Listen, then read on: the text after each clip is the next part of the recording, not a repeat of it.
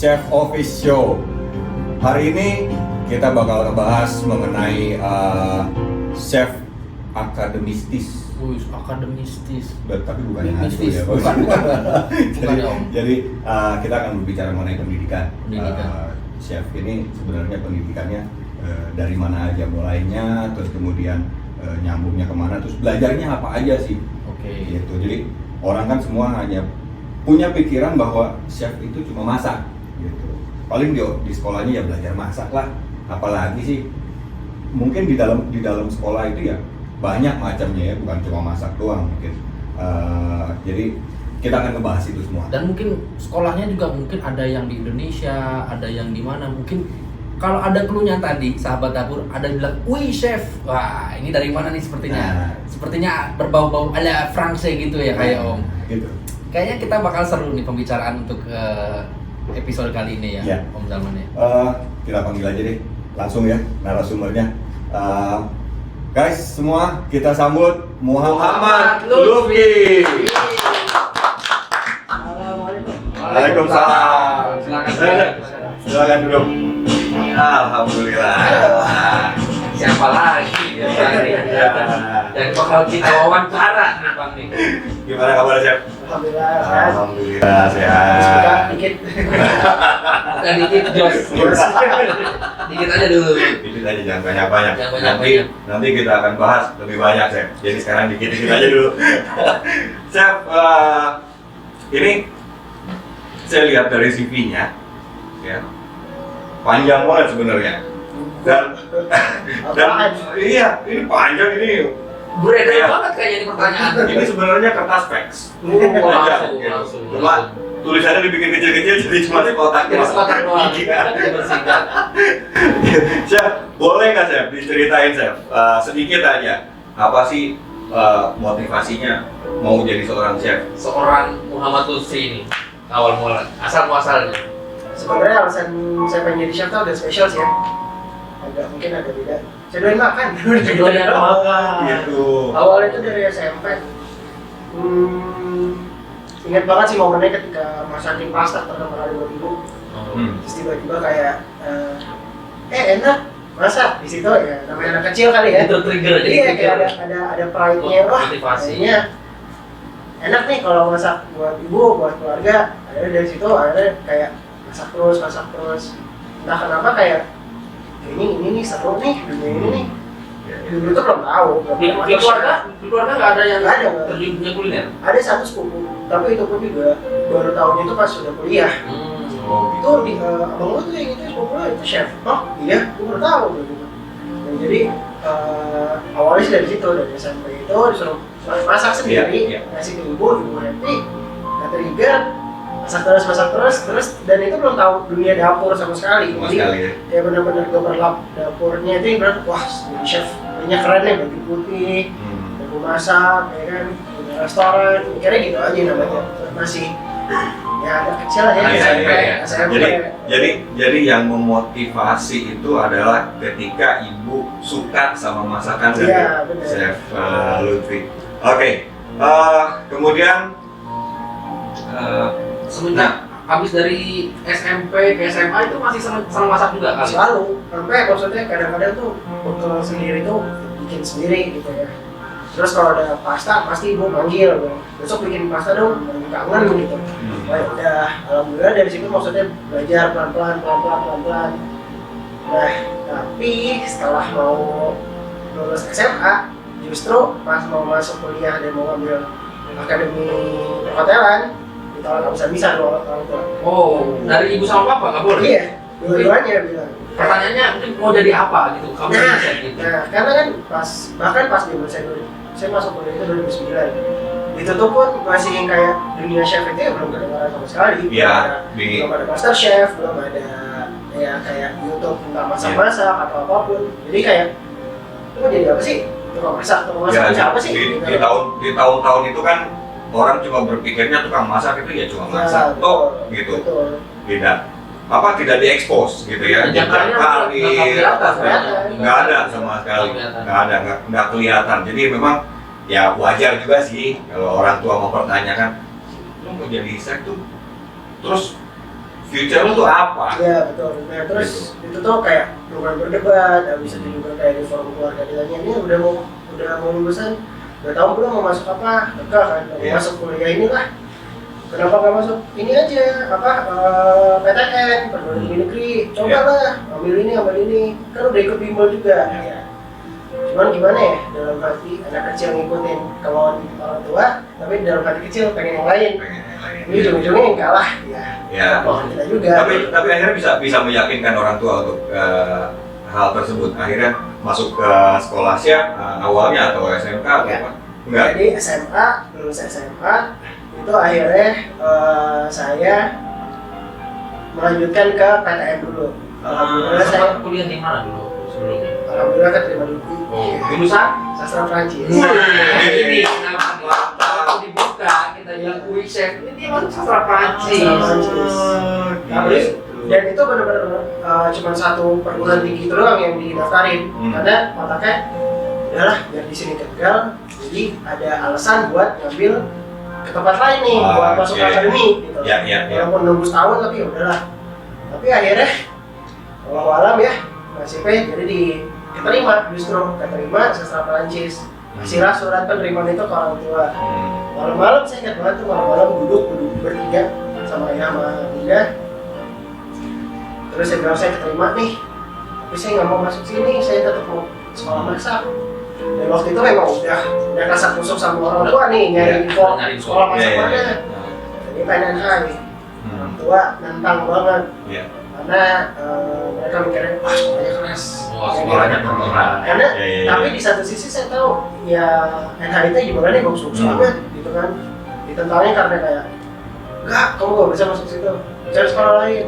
Ya udah, akhirnya kayak browsing segala, sampailah kita kayak ke agent pendidikan gitu di Australia.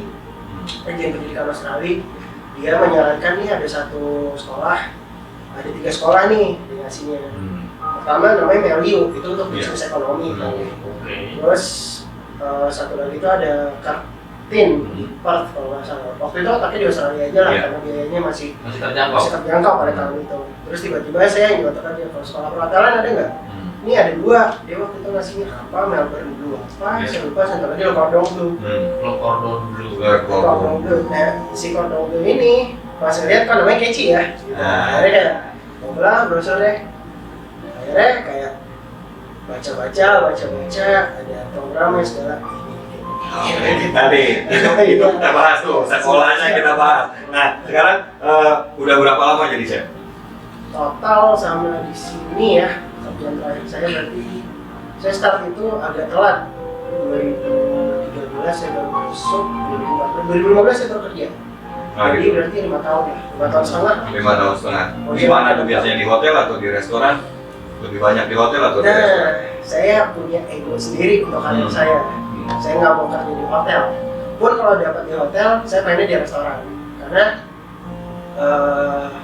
entah kenapa yang saya tertarik itu saya nggak pernah tertarik sama banket yang masif seperti itu. Pengen itu kayak punya attachment sama customer ngerjainnya satu-satu. Jadi ada kayak ngerasa ada profile sendiri nih di atas piring yang bisa saya sampaikan pesannya ke kamu. Jadi milih tempat kerja yang kita bisa interaksi sama tamu gitu ya. Jadi apakah kamu suka atau nggak suka sama yang kita kerjakan, itu kita bisa langsung dapat feedbacknya ya dibanding di hotel. Itu juga sebenarnya kemakan saran sama guru saya sih. Saya nanya, saya bentar lagi lulus nih, terus saya kerjanya di mana? Saya tanya. Oh, ada influence dari guru juga ya? Cari tempat di mana kamu bisa kerjain semuanya. Either itu pastry atau either itu cuisine-nya. Kebetulan kan saya jurusannya cuisine. Bilang karena kamu cuisine, coba cari karena kamu harus bisa dua-duanya. Walaupun kamu cuma spesialis di cuisine. Udah, akhirnya kayak restoran nih.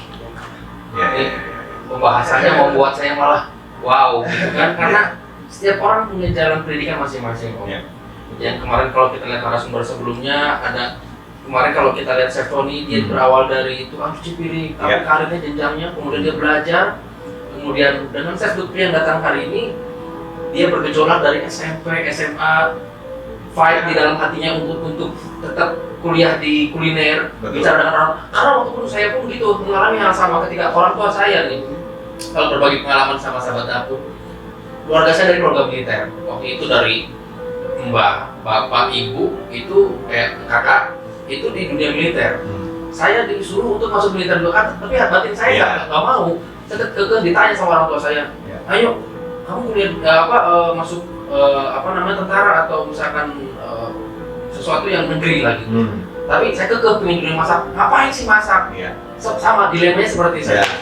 Makanya tiap orang atau tiap individu punya background yang berbeda-beda, cerita hidupnya yang berbeda sampai dia akhirnya bisa menemukan jalan hidupnya dan sukses. Amin. Gitu. Ya, oke.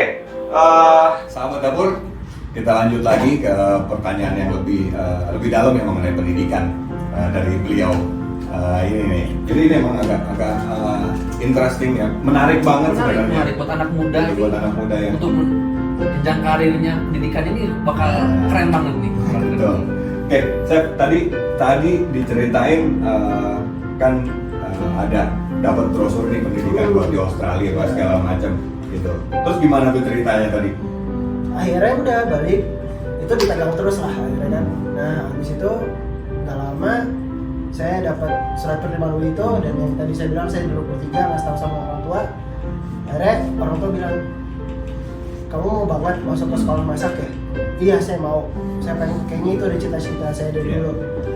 Gini deh, kalau untuk sekarang kayaknya kita belum bisa berangkatin kamu juga, karena itu lumayan ya biayanya, dibilang. Biayanya lumayan. Sangat lumayan sih, Sangat lumayan. sampai sekarang pun saya masih ngerasa ngebebanin banget ya maksudnya di kala itu untuk ego saya, tapi orang tua menyanggupi. Tapi mereka bilang gini deh, ambil sekolah ini dulu, sastra Perancis ini, baru setelah itu kamu lanjutin sekolah yang kamu mau. Itu pusat aslinya di mana, ditanya gitu. Perancis, bukan Australia kan, bukan Perancis ya, Perancis. Nah belajar dulu bahasanya, belajar kebudayaannya, belajar semua seluk beluknya. Kalau kamu lulus tepat waktu ya, menilai kamu lumayan, kita nggak minta bagus nih, lumayan, kita berangkatin kamu ke pusatnya. Oh gitu. Tantang jadinya. Jadi sebenarnya gini ya, kalau yang saya ambil dari cerita beliau ini, orang tua dimanapun pasti mendukung, tapi caranya yang berbeda-beda. Gitu. Caranya berbeda-beda. Ada yang langsung gitu ya, kamu mau sekolah kemana, ayo, mumpung saya ada uang, berangkat sana. Ada yang untuk menunjang sekolah kamu yang berikutnya, kamu ambil ini dulu gitu, jadi nanti belajarnya lebih gampang. Nah, banyak cara, banyak macam mungkin ya dari orang tua ya. Orang tuanya tuh udah berpikir anaknya tuh kuatin dulu di basicnya nih, karena bakal sekolah ke Prancis ya kan, ke Paris mungkin, jadi bahasa French-nya itu dikenalin dulu mungkin gitu ya, biar nggak gelagapan ketika nyampe di sana, karena orang tuanya mau belajar di tempatnya yang benar gitu loh. Betul. Karena kalau nggak salah kebudayaan Prancis itu, teknik masak Prancis itu sangat literaturnya wow gitu kan. Ibaratnya kalau kita bisa bilang sih 70 sampai ya 80% lah. Semua teknik yang kita pakai secara di dapur profesional, termnya adalah term Prancis, batone, hache, apalagi semuanya kan kata-kata saute, konfi. Nah ini itu semuanya kita pakai. Ini saya yang bakal kita kupas lebih dalam nih, karena mungkin dari sahabat dapur nggak banyak yang pengen tahu gitu. Kemarin Cordon Bleu itu ngambil di Australia atau di Perancis? Di Perancis. Di Perancis ya, langsung di Perancis ya. Nah, ini nih nggak banyak orang yang punya kesempatan untuk belajar di luar negeri. Apa aja sih yang dipelajarin di Cordon Bleu Perancis? Oke, sebenarnya hampir mirip sih, tapi yang saya rasa mungkin lebih intens. Dalam artian kelas itu cuma ada 3 macam, tapi 90% itu adalah kelas kita bilangnya kelas demonstration, satu lagi practical class. Jadi mayoritas itu cuman masuk untuk melihat chef. Jadi kita masuk 50 orang nih di satu kelas besar. Di depan itu ada kitchen, pantry, dan chef masak. Dan ada satu translator, karena chef akan ngomong dengan bahasa Prancis, dan ada translator yang menerjemahkan ke bahasa Inggris kalau misalnya Kurang ada ngerti. ya ada beberapa orang yang bukan French speaker gitu jatuhnya. Kayak saya waktu awal-awal Bahasa susah Inggris, banget, ya. ya karena termnya beda. Iya betul. Udah gitu ada beberapa ibaratnya idiom, ada ekspresi yang kita belum kena di Iya. kampus dulu, kita nggak benar kenal, terus tiba-tiba dapat di sekolah jadi bingung. Jadi di kampus dulu mah belajar Perancis buku lah ya gitu Iya, ya. Perancis buku. Gitu. Cuma buat kehidupan sehari-hari yang diomongin di dapur seperti bahasa gaulnya. Iya, Bahasa iya, gaulnya. bahasa gaulnya. Terus ya. Terus silakan. udah, jadi kita ngeliat nih hari pertama misalnya, saya ingat banget pertama kali itu masak sup, Hmm. kota Shalaligu. Ya, nah itu apa? Sup sayur intinya. Sup sayur. Tapi kebetulan saya muslim jadi saya nggak makan babi. Tapi di menu pertama itu langsung nih ketemunya ada slab bacon. Waduh. Sedep banget. Itu langsung kayak, aduh gimana ya ini ya? Hmm. Coba nggak? Mau belajar. Nggak coba, aduh gimana ya gitu Iya, gitu. iya. Akhirnya pas mau nyuap, saya nggak bisa. Akhirnya apa ya, dari awal pun kayak saya netapin saya nggak bisa nih coba. Akhirnya ya udah. Jadi nggak bandel ya, nggak bandel ya. Coba bandel gitu. Karena namanya juga Iya, belajar kan gitu ya. Ada limitasi yang saya ikutin lah ini. Betul. Dan untungnya karena saya ngejelasin ke dosen, si chefnya bilang, Bu Muslim, saya nggak bisa makan babi. Oke, nggak masalah, masak aja. Kamu nggak usah nyoba, minta tolong teman kamu nyoba dan saya akan bilang tetap. Jadi masih ada jalan keluar Masih ada lain jalan ya. keluar, Tapi iya. kita tetap bisa belajar di situ ya. Nah, yang enak, nah itu kan di kelas demonstration, jadi kita duduk 50 orang, chef akan masak 3 dish biasanya. Oh. Dari appetizer, main course, sama dessert. Dan itu dalam 3 jam. Ya. Ada orang yang sudah prep beberapa, misalnya udah dipotong-potong Iya. untuk sayur segala. Jadi si chef ya tinggal eksekusi lah. Ya. Tadi dia tetap gua jelasin. Banyak kan di situ tuh pendidikan tentang praktikum, Praktik. tapi teori tetap ada. Teorinya itu justru benar gini, kalau saya boleh bilang kita itu benar-benar lulus di situ tuh udah siap kerja. Oh. Jadi kalau misalnya setelah kita selesai termnya, kan itu ada 3 term ya, Ya. basic, intermediate, sama superior. Kalau kita udah selesai superior, kita punya pilihan nih. Kalau di Australia itu wajib untuk ngambil magang. Magang, 6 ya. bulan, kalau nggak sertifikat nggak keluar. Oh iya. Kalau Training ya, Iya, ya, kalau gitu di ya. Prancis karena regulasi negara-negara berbeda, inilah apa namanya, jadinya Selesai aja, lulus aja. bukan berarti. selesai aja, Bukan. dikasih pilihan mau lanjut magang kita bantuin cari, tapi nggak dibayar. Kalau di Ah, Australia masih dibayar. iya. Nah, atau mau magang di sekolah tapi dibayar. Nah, ada pilihan seperti itu. Mau terjun ke dunia kitchen langsung, yang sampai gila-gilaan Iya. tapi nggak dibayar, Iya. atau mau belajar sama chef Iya.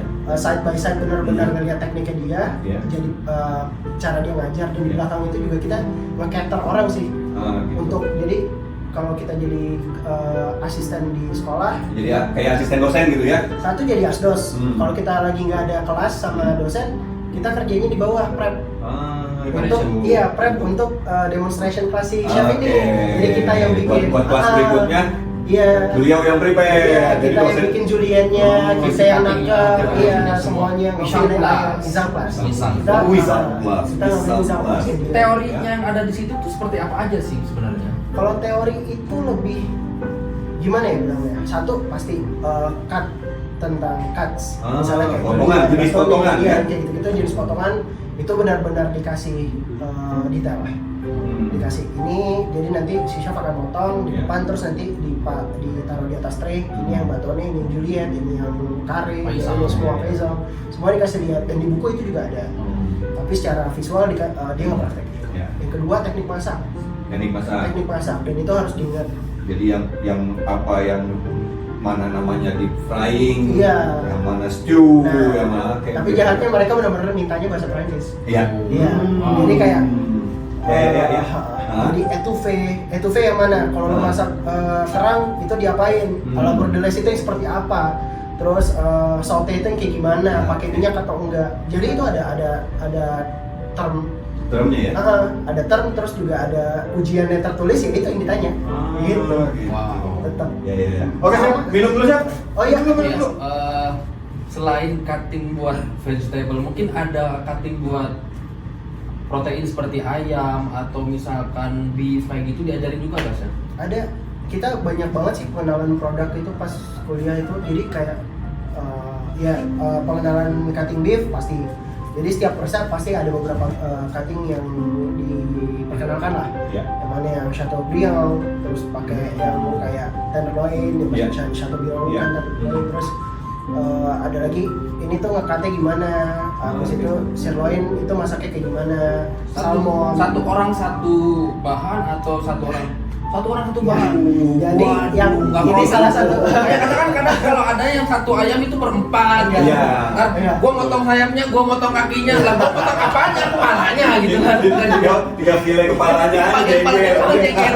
Jengger ayam. Jadi ada satu privilege yang menurut saya itu alhamdulillah banget ya, dan saya bisa berhemat itu karena kelas praktek. Setiap masakan yang udah selesai saya masak itu boleh dibawa pulang. Wah, bisa take away. Nah, yang serunya itu kalau kita udah dapat Chateaubriand, dapatnya segini. Benar-benar satu loaf per orang. Bisa 4, ya jatuhnya 4 porsi. Jadi kita punya trial and error-nya bisa. Ini kalau tukang piano sekolah di sono, bang. Ente kalau sekolah di Prancis, sekolah bisa bawa misting bang. Bulan bawa misting. Bawa rantang. Iya. Sekolah tuh bener, ada hasilnya. Katanya kalau tua, lu sekolah bawa apaan? Nih ada hasilnya, bawa daging di misting bang. Tapi puas banget. Kagak bikin semur Betawi kan? Ini Prancis. Dagingnya Prancis. Oke, apalagi saya? Kita lanjut. Itu tuh ada pengenalan produk ke pasar. Jadi ada 2 ke 3 kali ya dalam satu term itu pasti sekali ada kita harus market visit. Yang kalau basic kita cuma di dekat situ ada market tuh. Biasanya pagi orang Prancis itu dia buka stok. Dan itu fresh food, dari vegetables, fish, keju. Itu dari sepanjang jalan tuh kita jalan bareng sama si chefnya. Si chef ngejelasin, ini asparagus dari mana nih? Ini asparagus yang apa? Oh ini yang paling bagus tuh Argentine. Oh jadi field trip-nya atau jalan-jalannya itu ke pasar ya? Iya, ke pasar tradisional apa pasar modern? Itu pasarnya jatuhnya itu kayak pop up jatuhnya. Kayak pasar kaget kita bilang. Oh kayak kalau di Eropa itu ada Christmas market gitu yang ada di alun-alun. Iya, cuman ini ya pagi aja. Iya. Dan yang paling serunya lagi itu kebetulan dekat situ tuh ada satu bacer. Dia tuh, nah di Prancis ini tuh ada kompetisi namanya MOF. Ya kompetisi masak lah. Dan kalau yang menang itu dia dapat predikat MOF, Meilleur Ouvrier de France. Jadi dia udah dinobatkan sebagai salah satu orang terbaik di pekerjaannya. Dan expert. Dan kalau dia udah menangin titel itu, dia berhak pakai bendera Prancis di kerah. Pantesan kadang suka ada promo hotel gitu ya dengan chef dengan bendera Prancis di kerah. Kadang-kadang kan di dunia kuliner kan ada necktie warna-warni, mungkin maksudnya dari situ ya. Kalau di Prancis, kalau MOF dia bendera Prancisnya nyambung. Bukan cuma di kerannya langsung ya. Yang juri-juri yang biasa itu kan kadang Michelin star seperti itu. Michelin star nggak semuanya MOF. Oh nggak semua. Tapi rata-rata yang MOF dia akan jadi Michelin star. Akan jadi Michelin star ya. Iya. Oke. Tapi MOF itu bukan untuk chef doang. Ada untuk bacar aja bisa dapat MOF ya. Bacar ya, kita ngomongin bacar. Tukang daging biasa. Boulanger yang bikin roti. Chocolatier, orang yang bikin coklat. Pastry dapat. Cuisine dapat, jadi banyak banget. Waktu di kelasnya mungkin ngajarin pastry juga nggak sih? Belajar nggak? Ada, tapi kita lebih ke cuisine karena jurusan saya cuisine. Jadi kalau di sekolah itu ada 3. Sekarang ada 4 atau 5 justru. Cuisine, pastry, boulangerie, terus ada wine academy. Sama satu lagi ada hotel business management kalau nggak salah untuk hotel management. Cuman yang 2 besar sih, pastry sama si ini. Pastry sama si cuisine. Saya nggak cuisine. Jadi saya merasa nggak punya bakat untuk bicara. Jadi pastry itu hanya untuk sekedar tahu aja gitu ya. Kue ini ingredientnya ini, tipikalnya kayak begini, terus rotinya kayak begini yang bisa masuk dengan sup dan sebagainya. Dan si chef tetap masak dan ngasih lihat metode cookingnya. Dan pada akhirnya di buku itu tetap ada resep. Dan kalau kita mau coba kita masih bisa. Nah, buku itu cuma resep, nggak ada method of cooking. Jadi di situ benar-benar kita dituntut nulis. Merhatiinnya nulis. Karena kan pastry bakery itu kan Exact. sesuatu yang eksak Exact. ya, Nggak bisa malah kayak sama kayak scientist Iya. gitu. Ketika lu masukin salah, udah Betul. selesai. Kayak misalnya roti jadi bantet, Iya. kue bolu jadi Iya, bantet, apa ngocok putih telurnya seperti apa, Kocoknya atau kebanyakan, apa. jadinya kan ngembang seperti itu. Kayak begitu. Jadi Chef, jadi saya ini chef ada WA dari tetangga. Apa nih bang? Tetangga di rumah. ada pertanyaan. Gue pikir mau minta nomor telepon. Ada informasi nanti. Ada aja. pertanyaan apa? Ini dari Marpua. Marpua. Dia mau nanya, Chef, apakah nama saya berasal dari bahasa Prancis? Aduh. Marpua. Kan suka ada tuh yang potongan buat bikin Mirpoa. Demi glase. Mirpoa Berarti itu. benar dari Cep terangin bahasa Mirpoa Prancis itu ya? apaan sih? Mirpon jelasin dulu saya. Mirpoa itu benar untuk bikin demi-glace, untuk bikin stok. Oh. Cuman tulisannya juga Mirpo X sih. Oh, Kalau kita bukan ini Mir- bukan bukan Mirpoa. Marpua. Bacanya juga Mirpoa. Kalau bahasa Perancis itu yang ditulis itu belum tentu dibaca semua. Kayak Felix jadi UA gitu ya? Kan bilangnya X. Mirpo X bacanya Mirpo A. Kalau Felix bacanya Mirpo A. Udah main musik. Udah. Cep. Jadi Nyiksa binatang dosa ya. Kalau ini nggak apa-apa sih bang.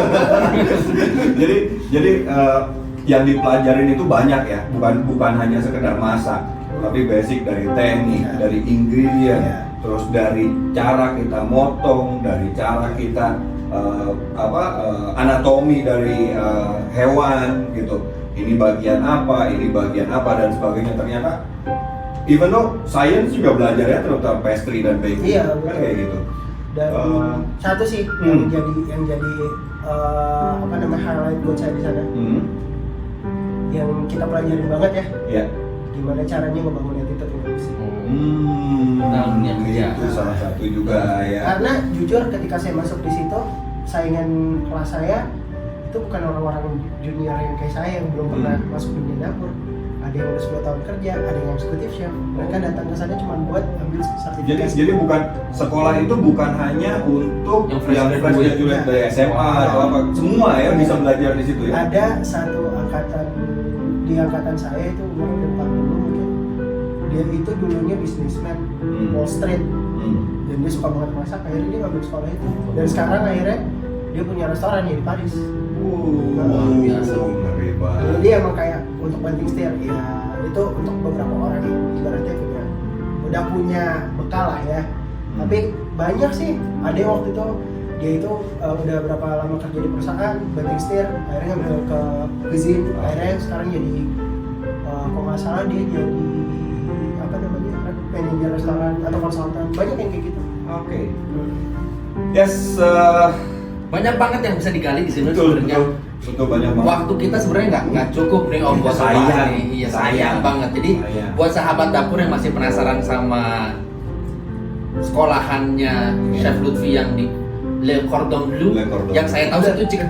Chicken cordon bleu. Nah itu dah. Yang saya tahu itu chicken cordon bleu, udah itu aja gitu. Jadi buat sahabat dapur yang masih penasaran sama sekolahan di sana bisa mengajuin pertanyaan sama kita. Insya Allah nanti kita bantu Di kolom komen aja. di kolom Boleh. komen ya boleh. Nanti Chef Lutfi kita bakal gali lagi pertanyaannya, jawabannya mungkin dia bisa bantu. Karena ini sesuatu yang menarik buat teman-teman. Ya semua. Kalau gitu ya. betul sekali. Jadi kalau misalnya memang banyak pertanyaan, nanti kita bikin sesi kedua ngobrol-ngobrolnya. Iya, bisa lebih panjang ya, lagi. Nanti kita minta sama director Produser. Yes. Kasih waktu Betul lagi. sekali. Oke chef, terakhir chef, tips and apa sih yang bisa dikasih buat teman sahabat dapur Silakan, dari Chef. rumah untuk karir mereka kalau mau ada yang mau jadi chef. Kadang kita nggak tahu sih ya jalan kita kayak gimana. Kayak saya muter baliknya banyak banget. Kejar aja kalau memang punya cita-cita, kejar banget, jangan ngalah sama situasi, cari jalannya. Mungkin kita nggak pernah tahu. Iya. Kita muter balik, ibaratnya kita mundur 1 langkah untuk maju 1000 langkah. Jadi jangan pernah kendor deh, gitu aja. Don kendor. Dan above everything else, keep a good attitude sih di dapur. Yes. Karena tanpa itu nggak akan bisa maju. Orang kalau misalnya udah penuh, ngerasa udah penuh, udah ngerasa gue udah ngerti ngapain, nggak akan sih. Nggak bakal ada yang bisa sampai di atas kalau mereka nggak mau dengerin kritik dan belajar dari salah. Betul. Aja. Terima kasih Chef. Terima kasih banyak Udah ngasih waktu Ya. buat kita ngasih menggali informasi, ngasih Betul. banyak masukan buat sahabat dapur ya. Ya, betul. Sahabat dapur, dimanapun kalian berada, jadi hikmah dari obrolan kita hari ini adalah apapun yang sobat dapur pengen kerjakan, fokus di situ. Kalau memang itu passionnya, jalanin dengan senang hati, karena ilmu itu nggak cuma kita dapat dari satu tempat. Dalam perjalanan hidup pun semua ada ilmunya yang bisa kita pelajari. Begitu, Chef? Betul. Chef Mono, ada yang mau disampaikan? Kan semuanya juga udah komodir sama Bang Salman. Terima kasih aja buat Oke, semuanya. thank you very much, Chef. Terima kasih banyak atas kedatangannya. Sobat dapur, jangan lupa follow di Instagram kita, Chef Office Official, gitu. Terus kemudian kalau ada pertanyaan boleh tulis Jadi, di kolom komen. Ya. Terima kasih banyak, Chef. Sampai ketemu lagi. Assalamualaikum warahmatullahi wabarakatuh.